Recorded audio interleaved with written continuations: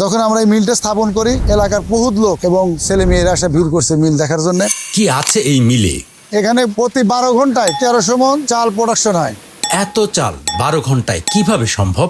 বাংলাদেশ সরকারের যে পরিমাণ খাদ্যশস্যের দরকার, এই পরিমাণ খাদ্যশস্য বাংলা মিললে হয় না। যার জন্য আমরা 2025 সালের আপডেট যে মেশিনগুলোর দরকার, সেই মেশিনগুলো দিয়ে আমরা অত্যাধুনিক প্রযুক্তির আমরা মিল স্থাপন করেছি। যার ফলে এখানকার কৃষকদের ধানের কোনো সমস্যা হয় না এবং তাদের ধানের ক্ষতিপূরণ হয় না, এবং তারা যে বৃষ্টির সিজনে যে পরিমাণ ধান নষ্ট হয় সেটা হয় না। এই এলাকার প্রসিদ্ধ একটা হাট আছে চান্দাইগোনা বহুমুখী হাট। এই হাটের যত ধান চাল আগে যে পরিমাণ বৃষ্টির কারণে নষ্ট হতো, এখন তা হয় না। এই অটো রাইস মিল প্রযুক্তির কারণে আমরা ইউটিউবে, ফেসবুকে অত্যাধুনিক কিছু মিল সেতাবগঞ্জ, কুষ্টিয়া, নওগাঁয় যা আমরা দেখি যে সেদিকে খুব চায়না এবং জাপান এবং ইন্ডিয়ার সহযোগিতায় বড় বড় মিল হয়েছে। সেই আদলেই আমরা বাংলা হাসকিনি মিলাররা চেষ্টা করতেছি যে জনগণ পরিশ্রম করে যে পরিমাণ প্রোডাকশন হয় তার চেয়ে দ্বিগুণ প্রোডাকশন করবে নিলে আমাদের এই প্রযুক্তি দরকার। যার জন্য আমরা সমষ্টিগতভাবে আবার এই মিলটি স্থাপন করি। এটার মধ্যে সুবিধা হলো জনসংখ্যা কম লাগে, সরকারের আর্থিক খরচ কম হয়, বৈদ্যুতিক বা ওই আপনার ঝড় বৃষ্টির কারণে যে পরিমাণ ক্ষতি হয় সে জায়গা থেকে আমরা হ্রাস পাই,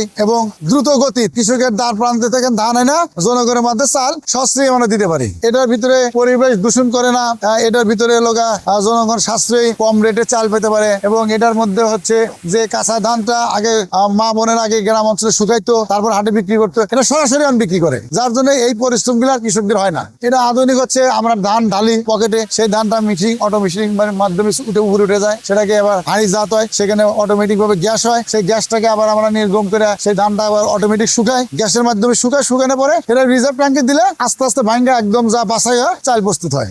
আগে টিন মারতো, যেটাকে টিন মারা হয় না, আগে মানুষ হাত দিয়ে ভাঙ্গাইতো বাংলা হলার, এটা অটোমেটিক ভাবে আপনি ধান দেওয়া টাকা আপনি চাল বাড়াবেন। 4-5টা ট্রাক লাগে ধান আনতে, 2টা লাগে চাউল বিক্রি করতে। আমরা বাংলাদেশ সরকারের নতুন প্রযুক্তি প্রত্যেকটা শহর অঞ্চলে গ্রামে অটো রাইস মিল হবে, সেই প্রযুক্তির আড়ালেই আমরা অটো রাইস মিল করছি। আশা রাখি যে আমরা এই অটো রাইস মিলের প্রযুক্তির কারণে আমরা স্বাবলম্বী। চাতাল আর অটো রাইস মিলের পার্থক্য হচ্ছে যে চাতালের চালটা সাধারণত আপনার বাছাই হয় না, বা ওইভাবে যে চালে যে আবরণ একটা আছে বা মরা দানা আছে সেটা ছাঁটাই করা হয় না, বা পাথর ছাঁটাই করা হয় না। এখানে আপনাদের পার্থক্য হচ্ছে যে এখান থেকে মরা দানাটা আলাদা করা হচ্ছে, ময়লাটা আলাদা করা হচ্ছে, পাথরকে আলাদা করা হচ্ছে। এবং চাতালে আপনার 200-300 মণ ধান শুকাইলেও আপনার 2-3 দিন লাগে যাচ্ছে। এখানে বৃষ্টি ঝড় তার ভিতরে এখানে চালের উৎপাদন হচ্ছে, এবং মাঠ থেকে যে ভিজা ধানটা মিলে চলে আসছে সে ধানটা নষ্ট হচ্ছে না, কৃষকরা লাভবান হচ্ছে, প্লাস মালিক পক্ষ লাভবান হচ্ছে, শ্রমিক যারা আছে তারাও লাভবান হচ্ছে, এবং এখান থেকে সরকার ভ্যাট পাচ্ছে, সরকারও লাভবান হচ্ছে। এবং এখান থেকে